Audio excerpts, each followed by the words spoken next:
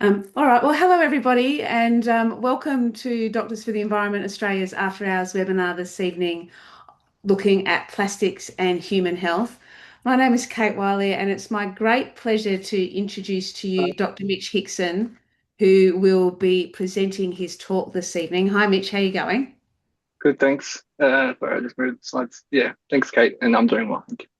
No worries. And just before you start, I acknowledge that we meet today that the nation we call Australia is stolen land, and First Nations people have never ceded their sovereignty of their land, and respect and repatriation is owed. I live and work on Ghana land, so hello to a group in Ghana is Namani. So Namani, everybody, and thank you for being here. I do think it's a sign of respect if we write the name of the land that we are on in the chat. So invite people to do that if they would like. I also acknowledge that we live in a time of great planetary ill health. You know, the health of our planet is in major trouble, and we have breached seven of the nine planetary health boundaries. Things like climate change, biodiversity loss, freshwater use, land use change, and one that we don't talk about that much, but which we're definitely going to talk about tonight is the novel entities. So the substances made by humans that don't occur naturally in nature, and the most commonly known of those is plastic. You know, we're at a point now where we have plastic in our deepest oceans and in our tallest mountains, in our rivers and on our land, and within living things. And, you know we have plastics in our brains and our blood vessels, and they're found in human placentas and all sorts of, quite concerning places. And for us, at Doctors for the Environment as health professionals, we need to be curious about that and consider what that is doing to us as living organisms and very much as a health problem. Little bit of housekeeping. I have pressed record. I ask that you please stay on mute. Hopefully, we'll have a bit of time for questions at the end. But yeah, stay on mute so you don't become part of the recording. The recordings are posted on our YouTube channel and on our website in a couple of days. All right, that's enough for me. I'll hand over to you, Mitch. Take it away. Thank you very much. Thank you. Thanks, everyone. Thanks, Kate. I'm very excited to talk about plastics. There's a lot to cover here, so I am going to be going quite quickly. And there are also a lot that I'll be missing out, which I will highlight some of the topics I won't be covering within the realm of plastics and petrochemicals. And so, kicking us off, here is the first study in 2022 that identified microplastics in placenta tissue that Kate just briefly mentioned earlier. And as you can see on the left-hand side, there's a dotted box and a box with a complete line around it. These two boxes represent microplastics embedded within the fetal microvessels of the placental tissue.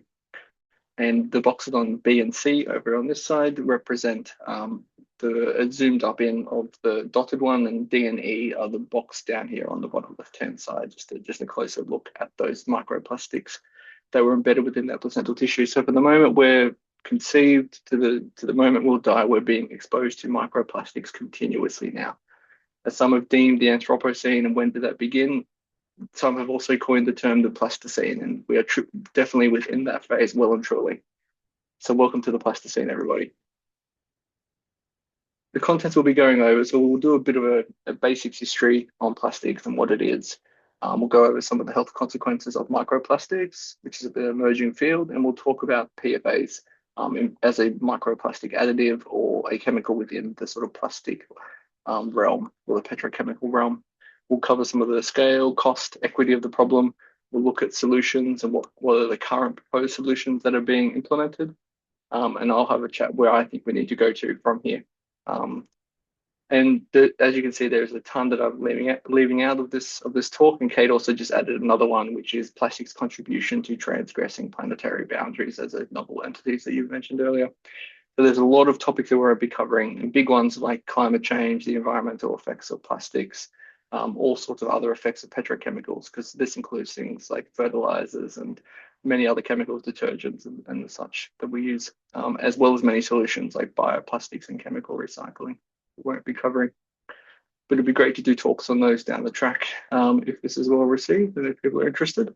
So what is a plastic? A plastic it's got two core features. So firstly, its property. which means it's malleable or can be molded into a particular shape. So that is what the term plastic actually means. But when we're talking about the chemical or the material plastic, we're referring to a polymer, usually made up of these carbon chains, as you can see here, represented by polyethylene, which is probably the simplest plastic. It's just a long chain of carbon and hydrogen atoms on repeat. But you can use all sorts of monomers to make your polymer. So you can use propylene, which has got 3 carbon atoms as opposed to 2, and all sorts of other chemicals, all the way up to about C8 you can use. But you can also use silica, so you don't have to use carbon as the base structure at all. So you can have all sorts of monomers that go into making your polymer, into your plastic polymer. And in terms of what are the types of polymers, once we form them, there's sort of 3 key ways of classifying them. The first one is a thermoplastic. So this is basically a long linear strains of, as we mentioned before, like the polyethylene. And these are the weakest of the plastics, but also the most pliable. And they're often termed a thermoplastic. So you heat them up and you can remold them back into a different shape. So if your milk bottles are made from polyethylene, you could probably melt them and remold them into a different shape, which makes them easiest to recycle generally. Thermoset plastics, once they form, they're rigid, they're stuck, they're in that shape. The process of being heated, then cooled, physically alters them in a way that can't be undone again. And so they are set in that shape. So epoxy resins are a great example of that. You combine two plastics, get a hard plastic that you can then not shape into a different type of plastic. And then elastomers refer to plastics that change properties under different strains of pressure, physical stress. And this includes things like rubber, synthetic rubber, all sorts of different types of elastomers, but these tend to be the least manufactured. The plastics aren't just a monomer turned into a polymer. They also contain a whole class of chemical additives. And in terms of monomers, there's around 10,000 different monomers that can be used to make polymers.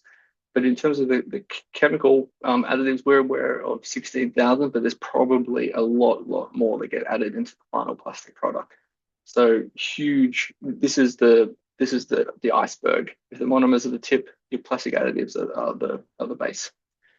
In terms of plastic's roots and its origins, it actually has a ecological origin or an ecological basis, which is, I think, interesting given its context today as a massive ecological disaster. But it was first developed in the mid-1850s, in 1856, and it was a semi-synthetic plastic. So a guy by the name of Parkes took cellulose from cotton and combined it with a nitrate and made this semi-synthetic plastic. But it wasn't very durable. It kind of sucked. It wasn't able to be produced into industrial scale. But over the next sort of 30, 40 years, techniques slowly improved.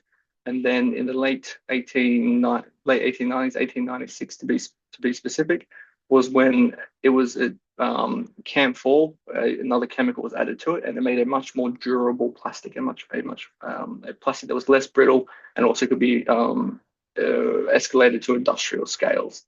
And this was in response to a competition that had occurred as a result of a billiard craze, like the pool game that had taken off in America amongst the economic elite in America. And that billiard balls had been made from ivory, and so elephants were being hunted basically to extinction, particularly in India, but also in Africa. They were being culled en masse, and each tusk could only produce about 4 billiard balls. And these things were fetching a hefty price. They were extremely lucrative business. But again, it was going to be the end of the elephants if a solution wasn't made. So a New York businessman who was a very keen billiard player put up a prize of $10,000, obviously a vast sum of money in the 1890s, to try and produce billiard balls from a different material. It wasn't doing it out of ecological reasons. He was purely doing it because he wanted a cheaper material to make billiard balls because they were getting harder and harder to source.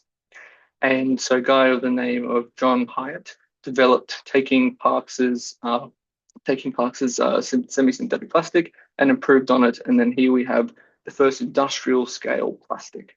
And this was, it did save the elephants in some respects, but it also helped save a lot of turtles as well, because combs at the time were being made from turtle shells, in particular the hawksbill turtle. So again, combs were not a common item. They were a sign of class status. But the hawksbill turtle was almost hunted to extinction. And the first semi-synthetic plastics were able to replace these turtle shell combs, even though they're called turtle shell combs. Having come full circle, now plastics are causing ecological destruction and are the result of huge amounts of turtle deaths around the world. The tragic irony of plastics, once an ecological response, have now become an ecological catastrophe.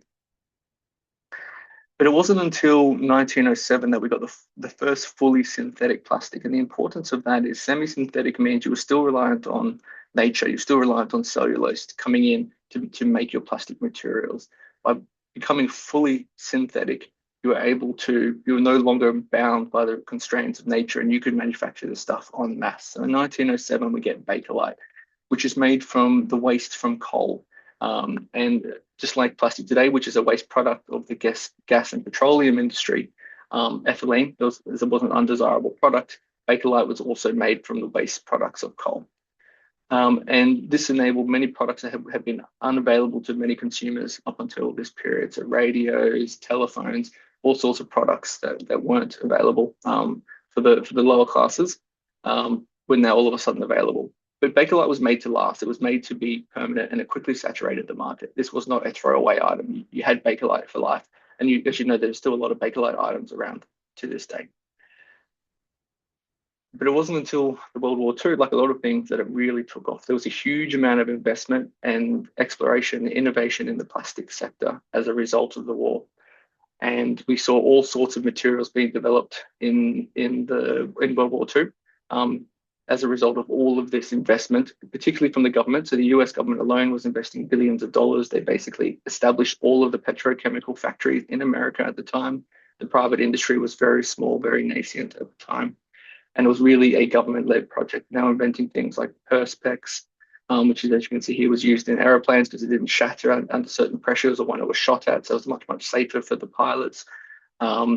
And it was used to make parachutes, clothing, medical devices that were being used in World War II. Plastic was taking off. But it was also used to make Teflon. And Teflon's first application, it was an accident of discovery. It was initially when they were looking at refrigerators from a chemical that was killing people in their homes, a CFC chemical. But then they identified that under pressure it would form Teflon. And Teflon was used to line uranium bomb because the uranium bomb would produce this byproduct that was extremely corrosive, and Teflon prevented that from happening because it is so indestructible that this uranium byproduct was unable to cause its corrosion. And so they were using Teflon to line uranium bombs, put it in pipes when they were making the uranium material, and they prevented all of that corrosive wear from taking place. So it was essential, essentially, for the development of the uranium bomb. They really probably couldn't have done it without it. But it wasn't until after World War II that we then began to see plastics that were manufactured during World War II then translated to the consumer market because they no longer had a wartime effort to fund all of these innovations, to fund all of this industrial development. The government sold off all of its petrochemical plants that it had built for pennies on the dollar. And DuPont, 3M, Chevron, Exxon, all of these corporations bought up these huge assets and then started pumping out plastic for the consumer. Because why waste all this capital if you've got it? And so we start to see bizarre ads like all of this, like wrapping your babies in cellophane. Unfortunately, when plastic bags did become a thing, it did lead to a number of deaths. I think there were 8 babies killed from plastic bags in the 40s and 50s because people weren't aware of all the problems with these products.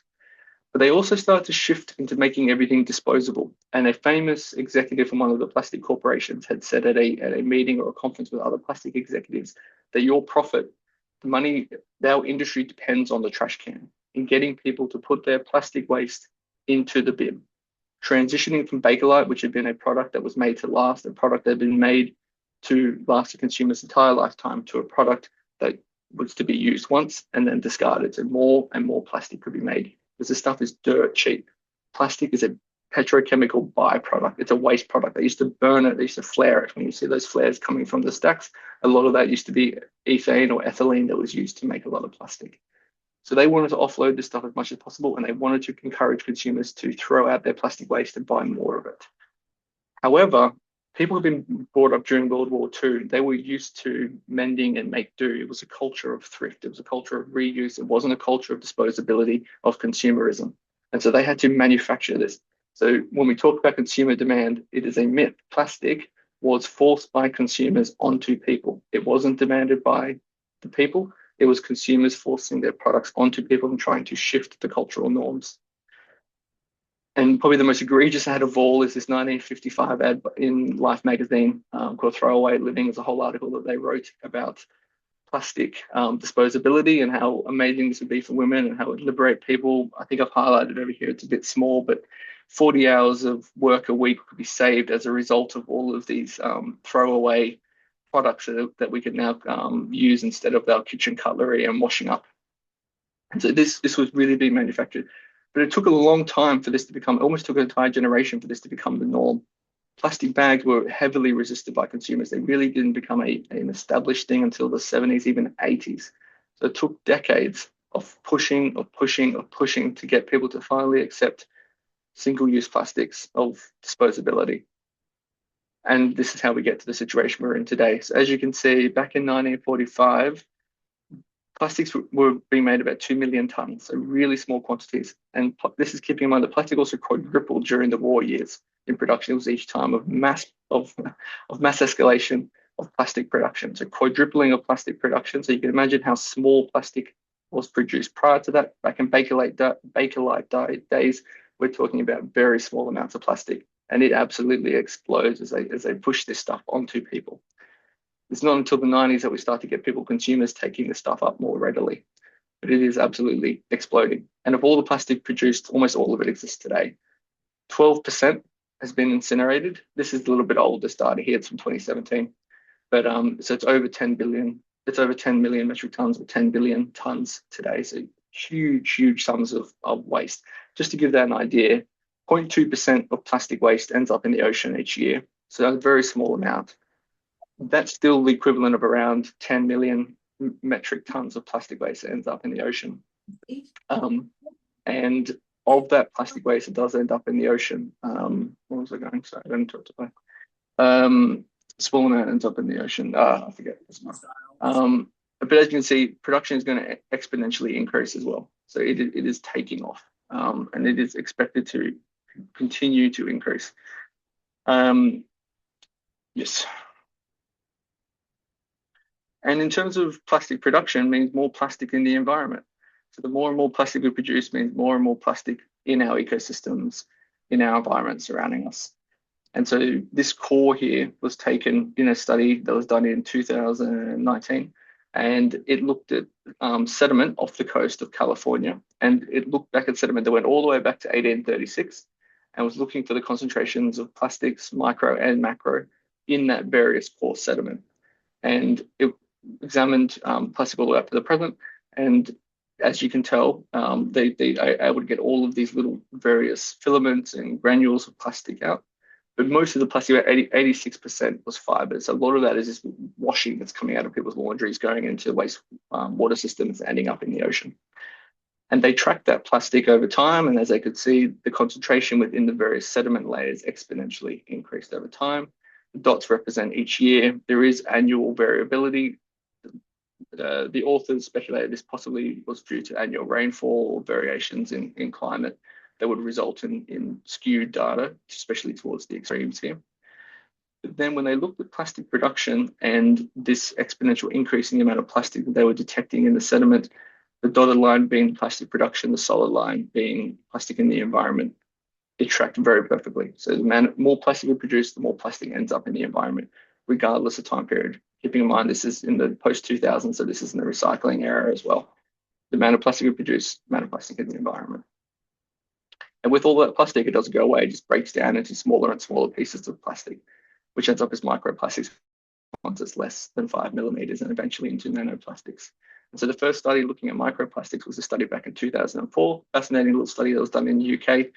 It took samples of various coastlines as well as estuaries, sandy pits, and looked at how much microplastic was in those various samples that they collected, and then looked at the material they were collecting and identified using spectroscopy that it matched perfectly onto nylon in this case, but all other sorts of plastics as well.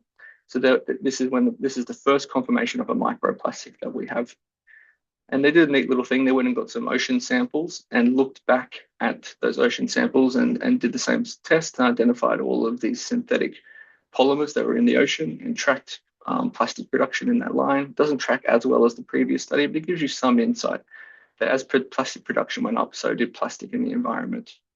But then they did something that's very often overlooked in the study when people talk about it. In the appendix, supplement 1, they took some of the microplastics that they had identified in the environment, dissolved it in the leachate, and gave it to microorganisms and to see what would happen. And they noticed that those microorganisms swallowed the microplastics. And I think this was an incredible discovery because it shows that plastics are bioavailable, that living organisms can consume them. They should have put this in the main part of the article, and they did not. They probably didn't appreciate the significance of the finding at the time, but plastics were bioavailable, and this study identified it all the way back in 2004.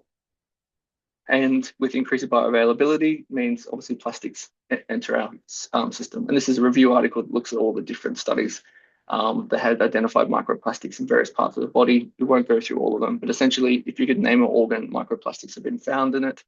And microplastics can enter the human body through lots of different sources that are able to cross all of our barriers. Essentially, they can get through lung tissue, the lung lining, they can get through our digestive tract, and they can also even pass through skin as well. So you can absorb microplastics and nanoplastics through any surface of the body, and they can pass barriers in the body as well. We touched on the placental barrier, but there's also the blood-brain barrier as well that they can pass.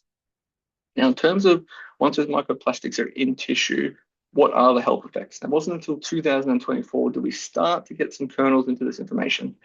Now, I know a lot of you probably heard about the studies being one of the most published and talked about studies in the last couple of years, but I don't want to spend too much time on it. But just briefly, they took atherosclerotic plaque from endarterectomies for patients that were undergoing asymptomatic surgery or surgery for asymptomatic disease. They looked at that plaque and then assessed it for concentrations of microplastics in the presence of. 60% of patients had microplastics of the 257. So 40% didn't have any microplastic that they could identify. And then they did a follow-up over 34 months and looked to see how many endpoint, and in this case, it was stroke, heart attack, and death after 34 months. And to identify, did the microplastic group that had microplastics in their plaque or the group that did not, what were their outcomes? And the patients that had microplastics in their carotid arteries or in the plaque in their carotid arteries had an odds ratio or hazard ratio of 4.5 compared to the patients without. So significantly more significantly more cardiac events in these patients that had atherosclerotic plaque. Now, was the plastic in the plaque because they were having these events, or was it causing these events, or was the plastic just happened to be there and it was an associated finding? Yeah, we don't know, obviously. Some of these findings have been a bit questioned in more recent research, suggesting that they didn't have good enough methodology and that perhaps some of their findings were due to artifact. For example, they didn't have a control plate because microplastics are everywhere. They're in the air, they're in the operating suites. And when we're taking out these plaques, it is possible that they were contaminated with plastic from the environment. So they should have had control plates or control tissue that they could then look and see what the background rate of microplastic is. So it's possible that these patients that had more of the primary endpoint were contaminated with microplastics. And that's stuff that needs to be replicated in future studies, taking that criticism on board. Having said that, it's still very, very likely that this plaque does have microplastics in it, especially given that we found microplastics in every other tissue. But we don't know if it's causation or association. And another study published last year in Nature looked at the microplastics in brain tissue, and then the health impact here was that they compared it to dementia cases. So in this case, they had 91 brains over 2016 and 2024 samples and brain tissues over those 2 years. They also compared the concentration of microplastics in the brains compared to the concentration of microplastics in the same people's liver and kidneys. The brain tissue had 10 to 20 times more microplastics in it than the liver and kidney tissue, and all the brains had microplastics in them. And they then compared over time as well. So the 2024 cadavers compared to the 2016 samples, and there was a 50% increase in microplastics over that time period. So, but microplastic concentration had gone up over time. It's possible this was artifact due to samples being taken from different locations. So some people that have criticized the study have said that The brains from 2024 came from a different region in America compared to the 2016 samples. So perhaps there was, contamination during extraction or something between the different sites. That's a possibility. What is interesting is the dementia findings, though. So of the 91 brains, 12 were in patients that had been diagnosed with dementia, and they compared the microplastic concentration in those dementia patients to the patients that had not been diagnosed with dementia. And the microplastic concentrations in the dementia patients were significantly more than in the non-dementia patients. The scales are different here, so it goes up by 5,000, whereas the scales are 10,000 microplastics per gram, but a lot more microplastics in the dementia tissue, which is an interesting finding. Again, is dementia brains more likely to accumulate plastic, or is plastic associated with the onset of dementia? Who knows? More research hopefully will illuminate these questions. And so getting back to the fact that plastic isn't just a polymer or made up of monomers, that it contains all these chemical additives, this is where the real meat indicator is of health impacts of plastics. The chemicals that we add to plastics have huge amounts of health consequences. And there is so many of these damn things. There's plasticizers, there's fillers, flame retardants, we can add colorants, antioxidants to plastics. There's all sorts of additives that can be added. There's also a bunch of substances that can end up in plastics as a result of processing or recycling with contamination or other chemicals getting in there, or chemicals being added to be a catalyst to then form the polymer. So there's lots of different ways that chemicals can get into plastics. They are not just a polymer. And of all of these chemicals that we add, 16,000, bit over 16,000 have been recorded. And as you can see, 10,700 of which, of that 16,000, there is no data on the safety profile. So 2/3 or 3/4, nearly 3/4 of plastics, we have no idea of the safety profile of the chemicals added to plastics. Rather, we have no idea of the safety profile of those chemicals. No idea, zero. Of the ones that have been assessed, 4,200 are chemicals of concern, significant concern, and 1,200 are less hazardous, which is a specification that only the EU gives to its chemicals that it adds to plastics. But as you can see, 161 are non-hazardous. So compare the amount of chemicals that have been tested for safety. The proportion of hazardous to non-hazardous is very, very small. Most of the chemicals we're adding to plastic are hazardous. And the outer ring represents whether they are globally regulated. A tiny fraction, 6% of all chemicals that are added to plastics are regulated under global multilateral regulations, like the Stockholm Convention or the Basel Convention. There is very little regulation of these chemicals, even though we have no idea of the vast majority are they causing health effects. It is the Wild West of the chemical industry. The pharmaceutical industry is much more rigorous. The chemical industry, it is a law to itself. They are pumping these chemicals out into the environment, into people, and we have no idea what they're doing. It is bizarre. One of those chemicals that's very topical that I love talking about is PFAs, polyfluoroalkyl substances, or otherwise known more commonly as forever chemicals, because they never bloody go away. These things just last forever, ever, and ever, and ever, because they're made up of this carbon chain with fluorine molecules coming off them. They can have all sorts of different structures, all sorts of other chemicals added to them, but this carbon fluoride chain is extremely stable. It is really, really hard to break down. This one here is PSOA. This is the monomer that's actually used to make Teflon. So Teflon is a polymer of this monomer right here, PFOA. They're used in all sorts of products. So paint, because they have glorious properties. They are a really cool chemical, but terrible for the environment, terrible for people. They're water resistant, so they're used in clothing like Gore-Tex. They're grease resistant, so they're used in things like popcorn bags. They're also really heat tolerant, used in chemicals. I already touched on Teflon, and they're used in other non-stick cookware as well. The grease property means that a lot of food packaging is lined with PFAs that you get, like this compostable food packaging. A lot of it's lined with PFAs. Using all the clothes that we're wearing probably have PFAs on them. Your computer screen would have PFAs on it to make it grease resistant and stain resistant for your clothing. If you've got carpet in your house, PFAs. We're breathing in PFAs right now. We've all got PFAs coursing through our blood. These things are everywhere. And firefighters are extremely prone to PFAs because of this aqueous firefighting foam that they use due to its flame retardant properties. It's an excellent firefighting chemical. But they just keep making more of these damn things. They can keep changing the structure, and then just make more and more and more chemicals. They estimate there's around 14,000 chemicals in this class that have been manufactured to date. Not all of those have been registered, so they're not listed in those 16,000 chemicals, but the industry has made 14,000 PFA chemicals. The two most famous ones are PFOA, as I talked about before, and PFOS, which is used in Scotch Guard. That's that spray-on stuff you put on your shoes to make it waterproof. And the new one that's on the block is this Gen X. That's the one they're now pushing into various products. And these things are everywhere. They're in your drinking water. If you're drinking water, you're drinking PFAs. A study that was published only a couple of years ago, 2024, looked at various water concentrations, and this sparked a lot of outrage in Australia around PFA levels in our drinking water. Because as you can see, Australia had some of the highest concentrations of PFAs in our drinking water of any country in the world. America was the only country that was trying to match us, and some countries in Europe.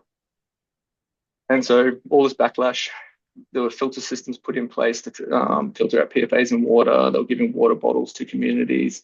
And it eventually resulted in during last year, they finally put in regulations for the amount of PFAs that were in drinking water. However, these are really lax.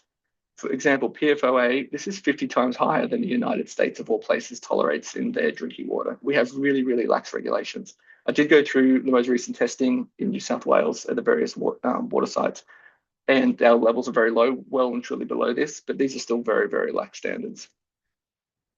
And the other thing with PFAs is over time, not only do they bioaccumulate in peoples because they're really, really difficult to excrete, so they increase over your lifespan, but they also biomagnify. So as you move up the food chain, there's more and more PFAs. So if you're a seafood lover, I'm sorry, but you're probably consuming a lot of PFAs through seafood, especially seafood towards the top end of the food chain. So in Norway and those other countries where they eat steel and other types of top end aquatic predators, they have really high levels of PFAs, and seals quite famous for having extremely high levels of PFA.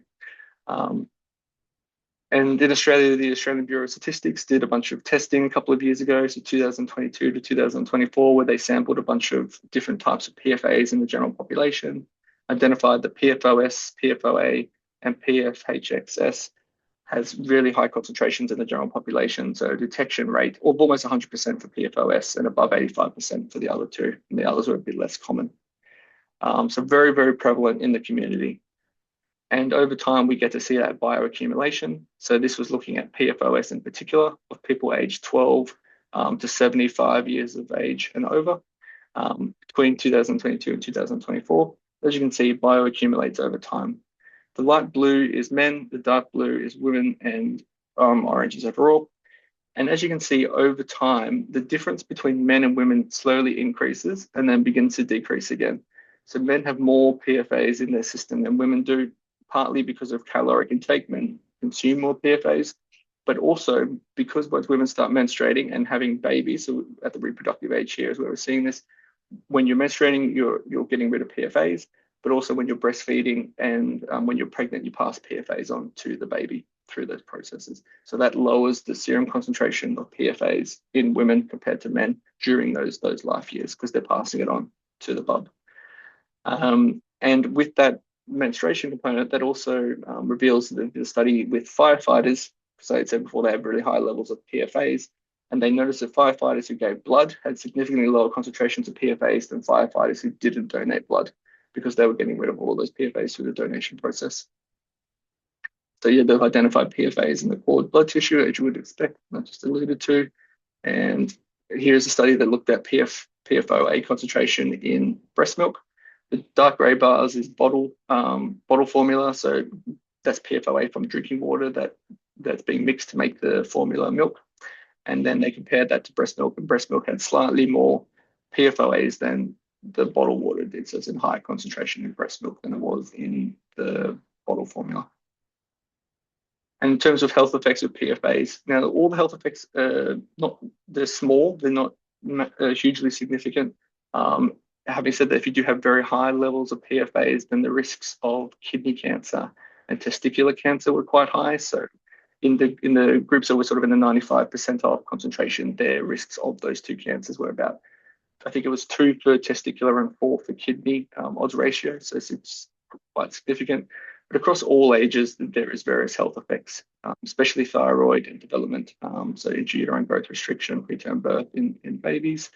And then it can also inhibit vaccine response, so it blunts the immune system, particularly in response to the measles, diphtheria, and tetanus vaccines. And the thyroid dysfunction and ADHD in girls were other things that were significant for children. But the corporations knew about the harms of these chemicals for 40 years before it became public health knowledge. So, as I mentioned before, it was developed back in World War II, lined the uranium bomb, was used in the atomic bomb. And then when they transitioned to selling it to products, it was actually a wife of one of the chemical engineers who suggested, why don't you put that on fry pans? That sounds fantastic as a non-stick surface for a fry pan. And so that took off and became the first application of PFAs to consumers. And 3M was selling the monomer PFOA to DuPont. So these two corporations were working together in the manufacture in the early days of PFAs taking off. And they were doing tests because they thought this chemical is extremely safe. It's going to last for a long time in the environment. We better check if it's actually safe. And their early tests on animals suggested this was causing a lot of health impacts on animals. It was associated with liver dysfunction in rats, various cancer developments like thyroid cancer and renal cancers in rats. They also noticed that it caused liver dysfunction, and it caused premature death in rats and monkeys as well. And with the addition of fluoride for dental caries in the 70s, the EPA began to do fluoride testing on the population to test how much fluoride was in their blood, thinking that it would probably, if they're drinking fluoride, it'll get into their blood. When they started doing testing for fluoride from drinking water, they then identified all of a sudden there's this weird carbon fluoride molecule that we've never encountered before in people's blood. And so they went back and contacted these corporations, knowing that they'd been engaged in some of this sort of work with these carbon fluoride molecules. And these companies panicked. They thought, oh, crap, this is in the public now. These chemicals are out there. We've been dumping it in the water systems. We've been dumping it in landfill. It's been leaching out and it's contaminated all of the US population. This is in the 70s. And so they started to test their workers and they identified that their workers had concentrations 1,000 times higher than the general population. And they didn't tell the workers, they didn't tell anybody, they just kept these documents hidden. They did more experiments on rats and monkeys and identified that, again, they were having more health complications. They were dying at high concentrations, and that their workers were having a lot of other health problems as well. They had deranged liver function tests. Women had all sorts of birth congenital abnormalities, as well as preterm birth. So, and they never published any of this stuff. It wasn't until they were sued by a farmer whose cattle was drinking out of a water system that was contaminated with landfill leachate that contained all of these PFA chemicals from DuPont. And his cows were dying as a result of drinking this water. And he then, through an investigative reporting, ended up finding that it was as a result of all these PFA chemicals causing all of these problems. And that was how we then got disclosure of all of this information.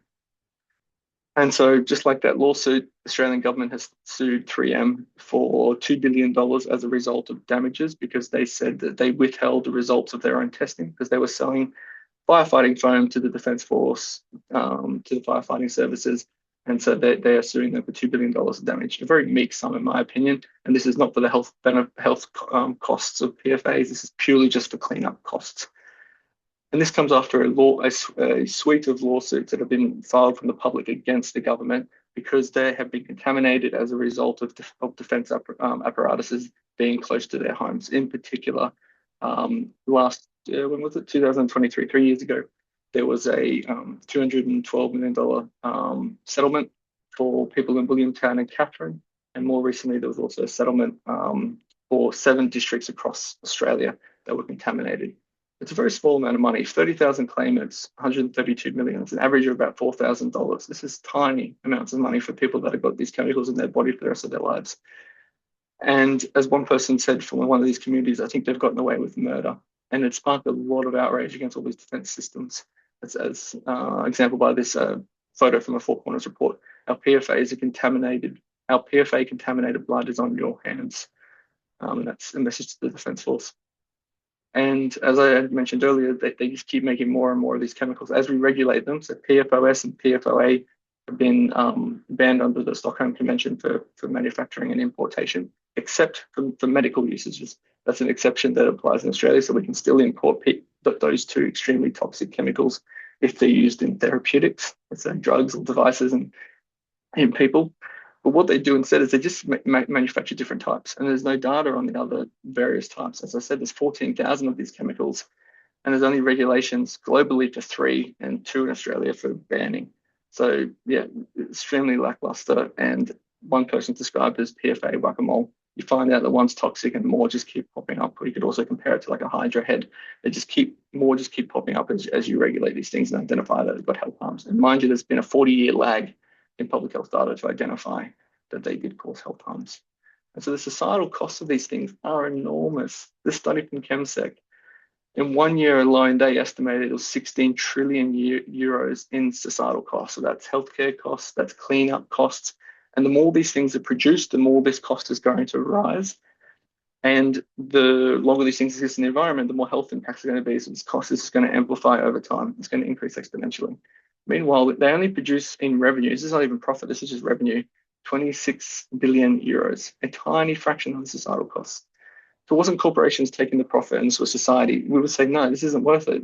These chemicals are not worth the societal costs. They are terrible in terms of their global health impacts. Yeah, amazing properties, but terrible health consequences and environmental consequences. It's only because we exist in a system where we privatize the profits and socialize the losses that this sort of stuff gets away with.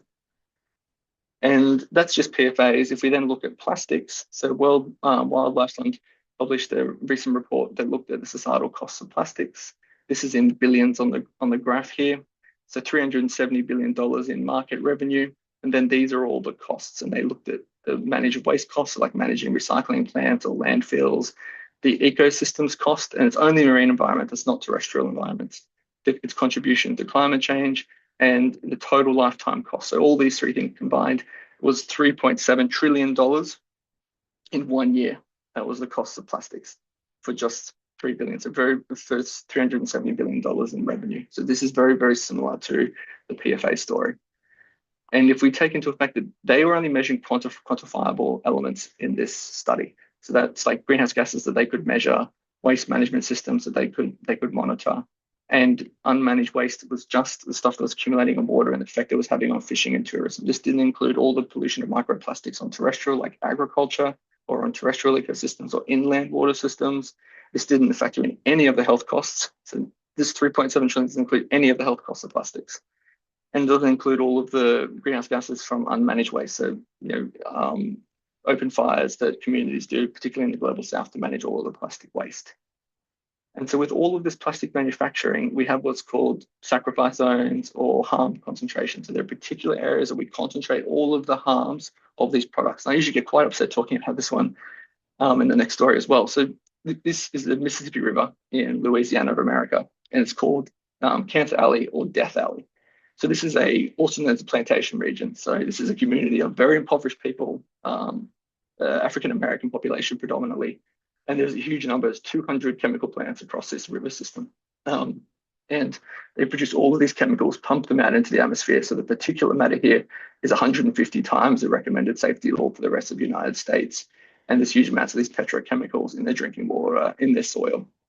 And so adjusting for socio-economic conditions, this report was published in the Daily Mail. Excuse me for using the Daily Mail, but it's a good infographic. 3 times the national rate of low birth weight, 2.5 times preterm birth, and 7 times the cancer risk compared to the national average. So this is such a classic situation of these particular communities not being deemed as important as the profits of industry, right? Huge amounts of cost.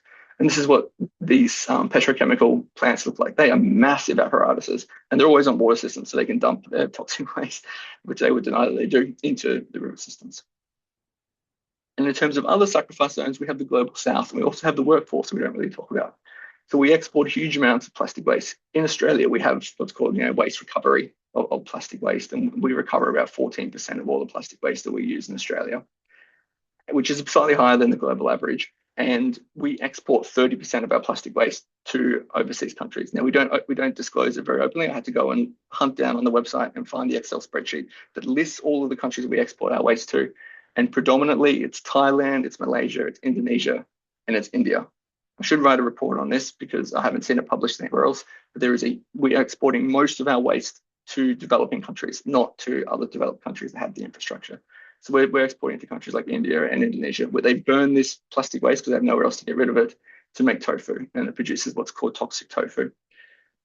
And most of it cannot be recycled, so they're just burning it. And this burning produces lots of dioxins that's associated with lots of different health impacts. It also, plastic contains heavy metals like lead and cadmium, so these heavy metals are also being breathed in and affected by not only the workers, but the communities that surround all of these waste sites as well. And in terms of workers in plastic production, so this is not recycling, this is plastic production. This is a fantastic report that I encourage everyone to go and have a look at. They looked at the total mortality of plastic workers across the globe, and they estimated the various exposures to these different injuries from working in the plastics industry. And they calculated that in 2015, plastic production was responsible for 32,000 deaths, and they admit this is a huge undercounting, 32,000 premature deaths in plastic workers, predominantly from particulate matter that they're breathing in these factories, but other chemicals like benzene and formaldehyde, and also workplace injuries as well. So the solutions, okay. I put there quotes because this is what's been proposed so far. So we first just got to look quickly back at history. I know I've done this before, but it's very, very important to understand where we are today. So most of the packaging that we had was reusable materials, glass, cardboard, timber. It wasn't plastic in the 50s, 60s, even up into the 70s. And Coca-Cola used to have the bottles and a return scheme, and you could get actually quite a large amount back on your, I think it was like 25% on the cost of the material if you donated the glass bottle back. It's a huge, huge reuse of materials. But it was significantly cheaper for them to transition to plastic. They didn't have to refund consumers. They could just charge the full cost of the Coke bottle and make all these profits. And so they said that it was plastic bottles were more environmentally responsible than glass bottles. And so this was the CEO of Coke at the time. And so they really, really pushed recycling. However, as exposés have shown, and it's a little bit difficult to read here, this is a clip taken from their internal documents, but they say the glass bottles have lower overall impact on resources and the environment than conventional containers. They were referring to plastic in this case. So they were just lying to the public, lying to regulators. They knew the plastic was worse for the environment. They knew glass was better. They just did it anyway because it was more profitable. And as a result of all this plastic packaging that started to be dumped onto the market and then obviously into the environment, it sparked the 1971 Global Earth Day movement. This has been the largest social protest, social movement in history. Now, part of it was also in response to all the ecological disasters happening in the Vietnam War, especially with petrochemicals, and related to the talk we're talking about today with napalm. But it was also in response to a lot of the plastic pollution that was being produced. And this really scared the plastics industry. And so they'd established a plastic lobby group way back when called the Society of the Plastic Industry, for the evil as it sounds. And one of the CEO of the Plastic Corporation at the time said that the image of plastic was deteriorating at an alarming rate, and they were approaching a point of no return. So they were worried that the consumer base was turning against it, that the population was turning against it, more importantly. And the feeling was that the plastic industry was under fire, and they needed to take some of that heat off because they wanted to continue to make these plastic products. And he said to other members of the plastic industry, reminiscing that the viability of the industry and the profitability of your company are at stake. So this is Larry Thomas who was saying all of these quotes.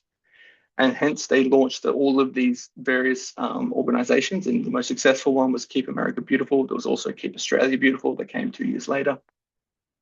And this lobby group, or this front group, was also responsible for the cleanup days that we have around the world. You know, Clean Up Australia Day, Clean Up America Day, Clean Up Earth Day. This group is responsible for a lot of that developed. And you can see down here in the bottom right-hand side of this poster, it says, people start pollution, people can stop it.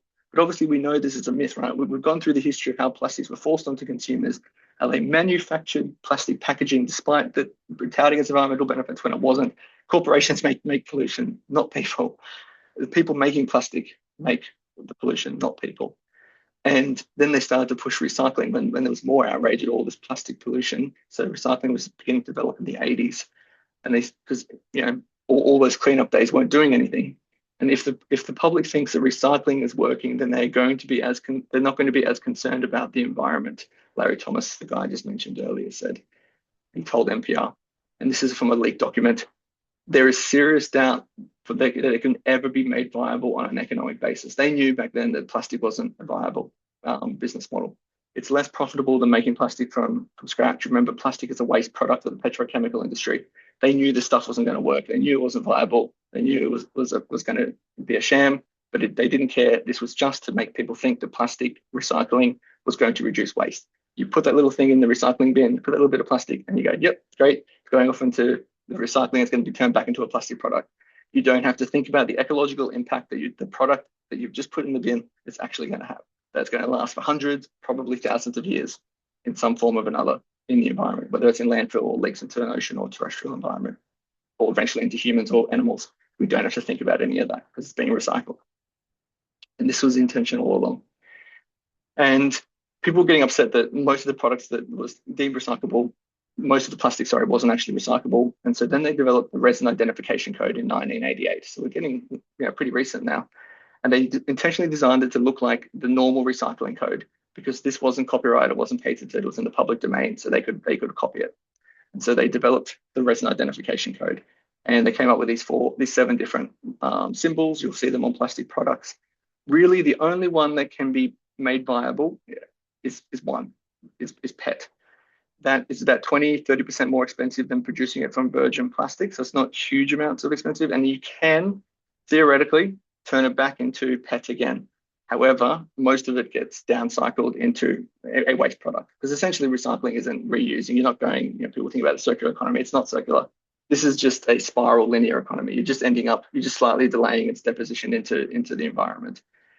And all of these other ones are much less viable. Number 2 is a little bit recyclable to a lesser extent. And for the soft plastic recycling scheme, but it's been a bust. It wasn't economical. So it's really only 1, maybe 2 that are recyclable. The rest are not, especially 7 and 3. Those are definitely not recyclable. And in terms of in healthcare, I said I wouldn't talk about plastic waste in healthcare, and I'm not going to talk about the metrics because there's not much data on it. But just we use all 7 different types of plastics in most of the things that we do. This is just a sterile surgical kit. We've got all 7 types of plastic in here. And again, only 1 is recyclable, maybe 2. Look at all the other waste we throw away. This is just from 1 surgical kit. There's so much friggin' plastic in healthcare. And we're only about 1% of the global market of plastic. Even though it seems like we waste a huge amount of plastic, there is just so much plastic packaging and other types of plastic that are being used. About half of all plastic that gets produced every year is single use, and about 30–40% is plastic packaging. So the other things that, sorry, my thing's frozen. 5 minutes, Mitch. Oh, okay, got a lot to go. All right, we'll just round up. So the only thing that's being recycled is the myth of recycling to solve the plastic pollution crisis. And the more plastic we produce, the more plastic that ends up in the environment, as I said before. And so coming full circle, the more plastic we produce, the more plastic is in us. Oh, that didn't work. And when this is what the corporations have done in response to all that plastic waste. And I think there we go. And so with the more plastic that we produce, this is only exponentially going to increase over time. So more and more plastic is going to get manufactured. This means more and more plastic in us, more and more plastic in our environment, more and more plastic in landfill, more and more plastic in wildlife. And again, most of the chemicals in this plastic, we have no idea the safety data on. Okay, this is a Wild West. Circular economy, I won't get into it. I'm very, very skeptical. I think this is a repackaging of recycling, and I think that's a conversation that we desperately need to have in environmental organizations, because most of the schemes, especially with plastic, end up just being recycling. A lot of the data shows that it does not work. It is not scalable, but this is a great conversations to have and we need to be having. But yeah, I'm very, very skeptical of this. I think this could work in a system that's not based on growth and consumption exponentially, but within our current system, within capitalism, this is not feasible. It does not compute with something that wants to grow. And just to give you an idea, so the Australian Packaging Convention, they introduced these standards they want to meet by 2025. So they want to have 70% of packaging to be recycled. They want to have 50% of packaging to contain recycled products, and for all of it to be either recyclable, reusable, compostable. And compared to 2017, which is in blue, to 2022 or 23 in green, and this just represents their targets, we made no progress, absolutely none. Only a slight increase in the amount of content that was being put into recycled packaging, like the amount of recycled material going into packaging did it slightly go up, but we didn't meet any other targets. Complete dud. This was a voluntary scheme that industries could sign on to. Did not work. And now they've reached their 2030 agenda. And as you'll see, if you look at these things, the last 3 are just waffle. Really, it's just increased recycling again. They're just doing the same thing again. And recycling is collapsing in Europe. So a bunch of the plastic companies are going bust. So they've had four major plants that have been built close, and their recycling rates are actually falling over time. And this is despite having extended producer responsibility. Like Europe was one of the first countries to roll that out way back in the early 2000s. And they've also had the circular economy since about 2010. A whole package across all of Europe. It is failing in Europe. Plastic is just not circular. It's not a material that can be so disposable. It is durable and it lasts. It should be used like Bakelite was forever, not to be recycled and to be discarded. And so this gets into a question of, is green growth even possible? And this was a great study done by Jason Hickel. It's not looking at plastics, but it just shows you that for all this talk of green growth, which a circular economy does as well, you can grow and we can reduce our impact on the environment, and you can still make revenue, and you'll produce all these jobs with all of the reusability and recyclability. For all that speak, as GDP goes up, so does consumption of goods, so does extraction, so does production, so does waste. The two are interlinked. The more our economy grows, the more we're required to extract from nature, and the more we dump in waste on nature. And this was a study that looked at the total amount of waste we're producing as dry mass. Plastic is the yellow line. So you can see how much other waste we are producing. We are producing so much waste, so much stuff.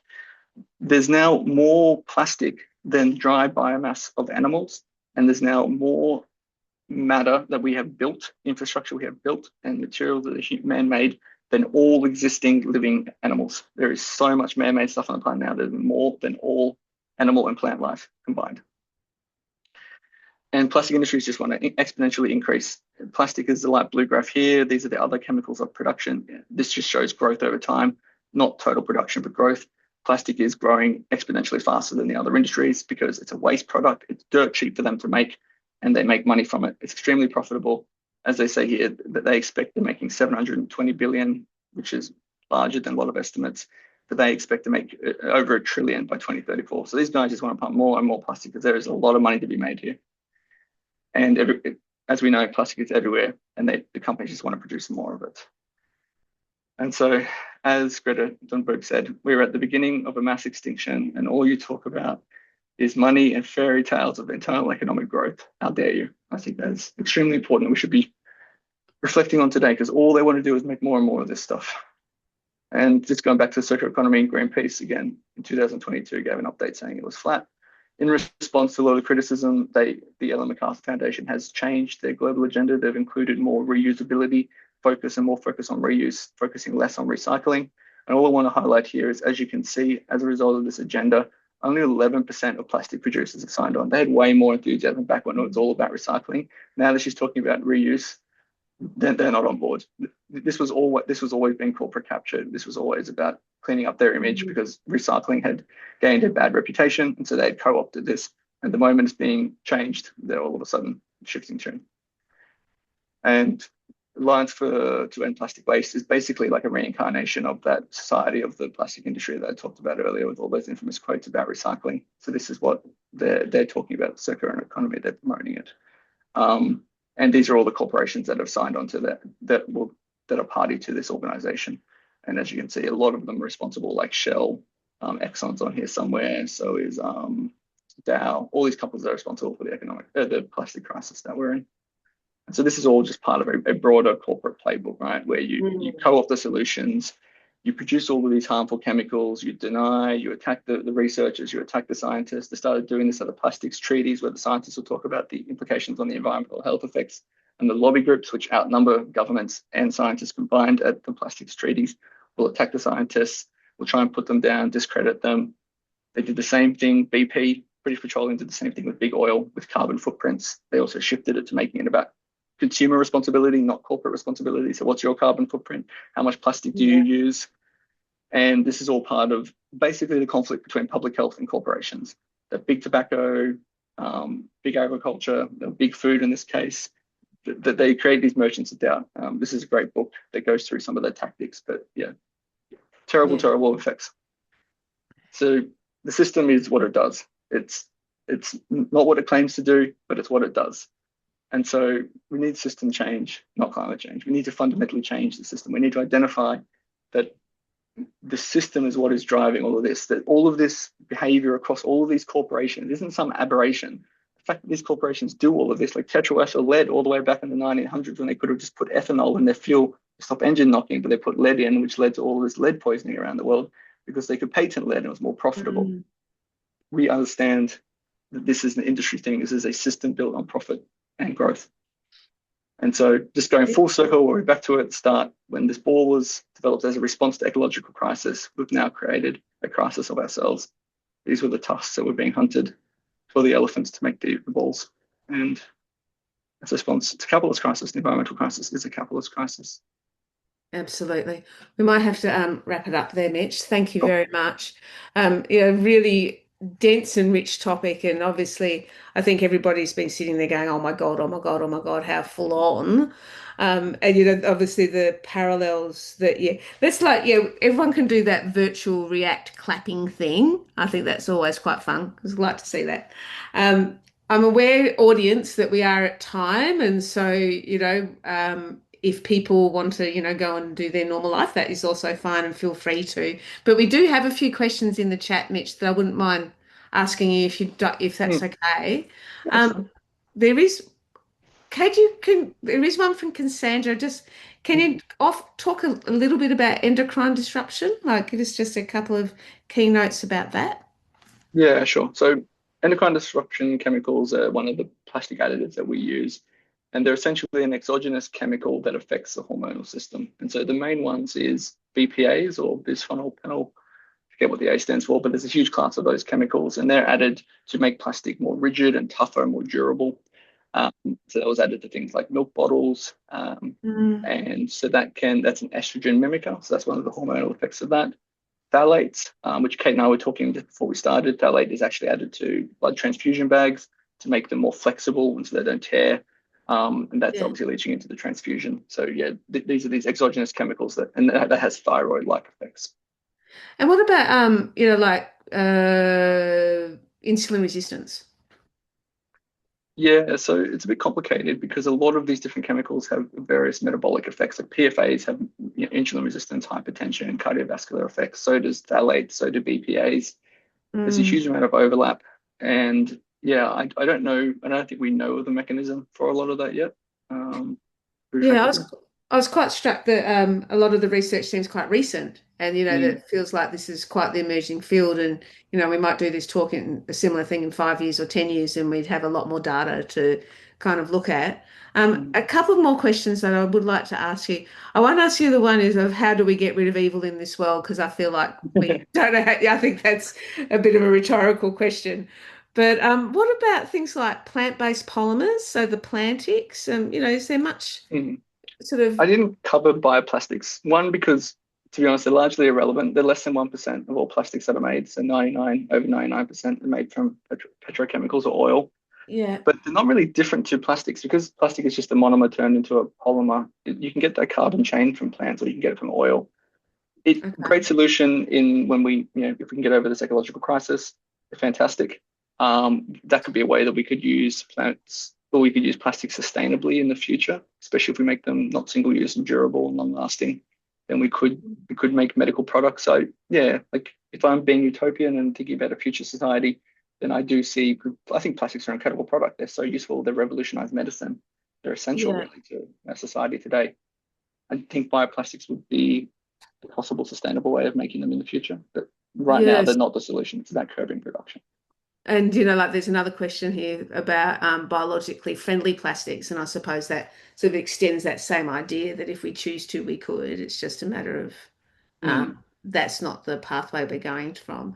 And I yeah. suppose the comment really is, I mean, if plastics are a byproduct of petrochemicals, if they're made as sort of like a using of the waste from our dependency on fossil fuels, Mm, then surely one of the ways to get rid of them is to get rid of fossil fuels. It seems like the parallels here with the, deliberate misinformation and the, mm, just hiding of data, mm. just sort of seems like the same playbook, right?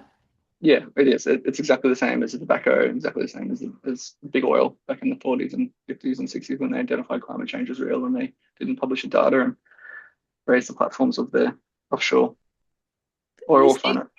it's greed, right? Greed is such a big problem. The last question I'll ask you, and if there is a great answer for this, it'd be lovely. I don't know if there is one. Mm. Can we get rid of it? Is there a way to remove plastics from the environment? Um, Time eventually. So plastics will continue to break down and fragment into smaller and smaller carbon chains, and eventually they'll turn back Mm, into carbon.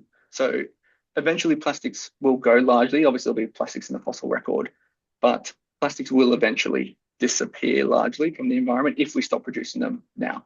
mm, Um, but that's the problem, right? As we keep pumping more and more out into the environment. But yes, plastics will eventually disappear. And yeah, and there was a study published by the Perth group. I can just pop it in the background, but they looked at what you can do if you reduce, change your dietary practices and things, and you do excrete these products slowly over time. PFAS is a bit harder, but for BPA and phthalates, which is what they did in the Perth trial, where they got the groups to do various different things, they did show that their urinary and serum concentrations dropped over time. So yeah, you can do things to reduce your own levels okay. as well. Well, that's a quite a nice positive note to end on. So if we are careful as consumers and try to avoid having plastics in our own world, and I mean, it is pretty hard. Like you walk down the supermarket aisle, it's hard not to use, to get out of your shop without having any plastic in your trolley.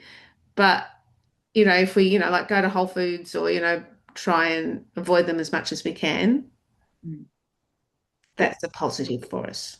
yeah. Okay. And let's just touch on that for people who are still on. People do ask a lot about what can I do to reduce my own microplastics, or more importantly, these chemicals that are added. And Minderoo put 7 things that are pretty, I think, valuable. Vacuuming regularly. So this is one of the biggest sources. So the dust that accumulates in our house contains microplastics, but it also contains a lot of PFAs and other endocrine disrupting chemicals too. And your clothing, it's a big one. Like sheets and things you put in the washing machine leaches a lot of plastic, and not heating it up, Wow. and acidic food also leaches out more plastic and more chemical additives from containers as well. So you're trying to use glass if you can. Your non-stick fry pans, there's not much point. They're a polymer, whereas it's the monomer that goes into making the Teflon. That's the problem. And yeah, they haven't really found that consuming Teflon frying pans makes much of a difference. Okay. Oh, that's good. And in synthetic lawn, bad idea. Yeah, it contains phthalates and microplastics. Recycled tires are the base of a lot of synthetic lawn. Yeah, They absorb a lot of heat. All right. Well, look, thank you again. Thank you so much, Mitch, for coming along and talking with us all. And thank you, everybody, for coming along and listening. And this will be recorded. We'll post it and we'll send everybody a copy so you can watch it again if you want. All right. Thanks, no everyone. problems. Good night. Thanks everyone.